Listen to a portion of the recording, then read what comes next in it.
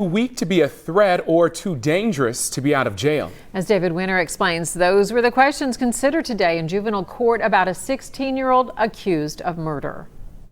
Warren County Juvenile Court's in session. The Honorable Judge Kirby presiding.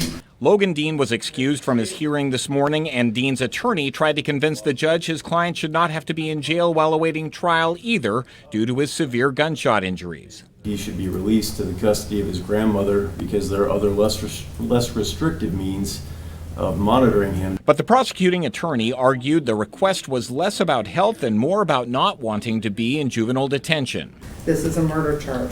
For the protection of the community, for the protection of himself, this is exactly where he needs to be at this point in time. The prosecutor was wrong. You know, he's not a threat to anybody in the community. Logan Dean's uncle says his nephew is too weak to be a danger to anyone.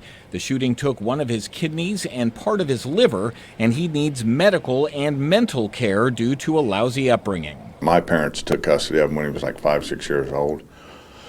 He didn't have a good, childhood coming up. He was around drugs and alcohol. His parents taught him wrong. He was really, kids are impressionable at that age. And I believe it's messed him up. And Dean's uncle admits his nephew messed up when getting involved with kids he should not have. Police say Dean and 4 other teens last month lured a man to this home on Oregonia Road, attempted to kidnap and rob him, and the man shot 2 of them in self-defense. The kid's 16, he's traumatized. He watched his best friend die in front of him. So, what kid would be okay in a situation like that? Dean's cousins say they told him he did not even know where he was going when his friends asked him to go for a ride to the home. So if Logan had knew that this is what was happening, he never would have gone. But he did go, and the judge says he's where he needs to be right now.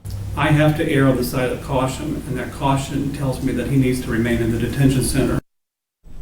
So, of the 5 teens involved in this alleged plot to kidnap and rob a man, 1 is dead. That's Mason Trudix, and the other 4 are being charged for his murder, 3 of which are juveniles, and they are waiting to hear whether they will be tried as adults. Paula. Thank you, David. The victim of the failed robbery attempt, the man accused of shooting both teens, remains anonymous and uncharged. Police say he was simply defending himself.